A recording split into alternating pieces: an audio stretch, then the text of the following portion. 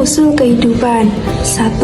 Teori abiogenesis. Sesuai dengan nama teorinya, A yang berarti tidak, bio berarti hidup, genesis yang berarti kejadian, maka teori abiogenesis menyatakan bahwa makhluk hidup berasal dari makhluk tak hidup atau kejadian makhluk hidup terjadi secara spontan.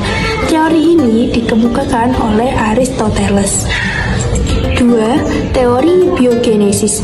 Teori biogenesis dikemukakan oleh 3 orang ahli, yaitu Vincenzo Redi, Lazzaro Spallanzani, dan Louis Pasteur.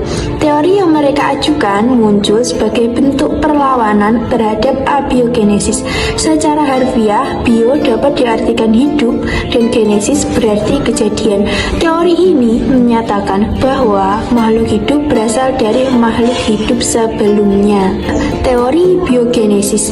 Teori biogenesis dikemukakan oleh 3 orang ahli, yaitu Vincenzo Redi, Lazzaro Spallanzani, dan Louis Pasteur. Teori yang mereka ajukan muncul sebagai bentuk perlawanan terhadap abiogenesis. Secara harfiah, bio dapat diartikan hidup dan genesis berarti kejadian. Teori ini menyatakan bahwa makhluk hidup berasal dari makhluk hidup sebelumnya. 3. Teori evolusi kimia. Menurut teori evolusi kimia, makhluk hidup berasal dari reaksi senyawa CH4, NH3, H2, dan H2O dengan bantuan energi sinar kosmik dan halilintar sehingga terakumulasi menjadi senyawa organik serupa asam amino. Teori tersebut dikemukakan oleh Harold Urey. 4.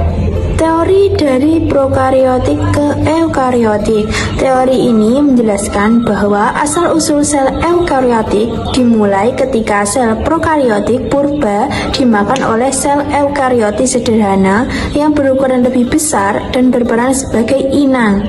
Sementara sel prokariotik purba yang masuk akan menjadi cikal bakal organel sel berupa mitokondria dan kloroplas. Jadi, pembentukan organel sel pada sel eukariotik dengan endosimbiosis. 5. Teori dari laut ke darat. Teori ini menjelaskan bahwa pertama kali sel-sel berada di laut dan berkembang menjadi organisme yang hidup di laut. Adanya faktor kompetisi untuk bertahan hidup, seperti adanya predator antar organisme laut, menyebabkan beberapa organisme mencoba beralih hidup dari laut ke darat. 6. Teori evolusi Landmark. Teori Landmark menjelaskan bahwa pada awalnya seluruh jerapah berleher pendek, namun jerapah akan beradaptasi seiring berjalannya waktu dan semakin seiring menggunakan lehernya untuk menjangkau makanan demi bertahan hidup, sehingga terbentuklah jerapah berleher panjang. Sifat tersebut akan diwariskan kepada generasi berikutnya.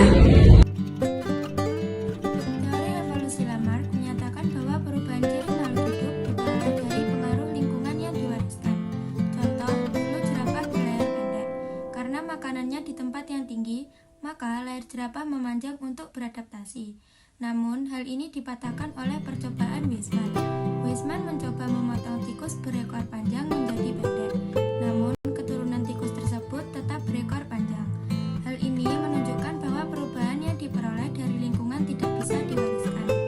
Jika menurut Charles Darwin, melalui seleksi alam pada variasi genetik, jerapah dengan leher pendek tidak mampu bertahan hidup dan jumlahnya terus berkurang, sehingga yang dapat bertahan hidup adalah jerapah berleher panjang. Dan teori Weismann bisa dikatakan menyempurnakan Darwin, yakni keberagaman makhluk hidup yang sekarang berbeda dengan makhluk hidup di masa lampau.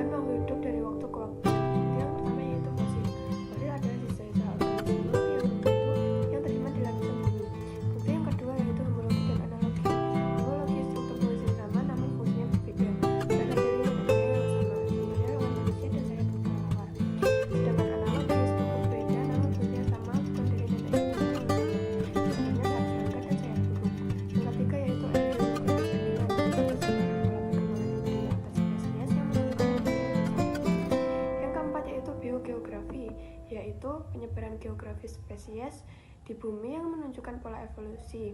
Misalnya makhluk hidup di pulau terisolasi yang mirip dengan di daratan terdekat. Yang kelima yaitu molekuler, kesamaan urutan DNA dan protein antar spesies yang mencerminkan kedekatan kekerabatan evolusioner. Contohnya yaitu manusia memiliki DNA yang mirip dengan si manusia. 3. Hanyutan genetik atau genetic drift, perubahan frekuensi alel secara kebetulan terutama pada populasi kecil yang dapat menyebabkan hilangnya alel tertentu. 4. Aliran gen atau gen flow, perpindahan gen antar populasi melalui migrasi individu atau penyebaran gamet sehingga meningkatkan keragaman genetik. Mekanisme evolusi adalah proses yang menyebabkan perubahan pada makhluk hidup dari waktu ke waktu melalui perubahan frekuensi pada suatu populasi. Mekanisme populasi berikut: 1. Seleksi alam, proses di mana individu dengan sifat yang paling sesuai dengan lingkungannya dan memiliki peluang lebih besar untuk bertahan hidup dan bereproduksi. 2. Mutasi, perubahan acak pada materi genetik DNA yang menghasilkan variasi genetik baru dan menjadi sumber